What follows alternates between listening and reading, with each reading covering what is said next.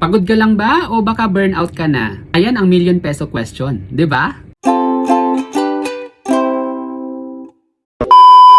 Alam mo yung feeling na kahit 8 to 10 hours na yung tulog mo, pagising mo parang pagod na pagod ka pa din. Kahit rest day mo, parang wala ka pa ring rest. O kaya naman kahit ang dami mong gustong gawin pero wala kang gana.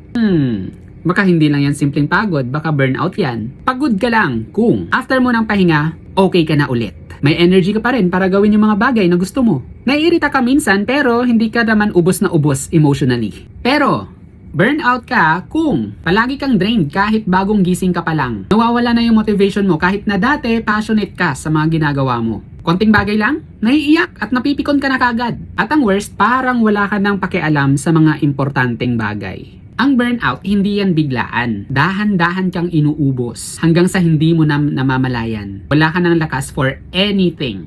Kaya ang tanong ko sa'yo, kailangan mo lang ba ng tulog? O kailangan mo ng kausap, ng pahinga, at tuluyang pagbabago dyan sa routine mo? Take care ha! Hindi ka tamad. Baka lang pagod ka na. Sobra na. Yun lang. Follow for more.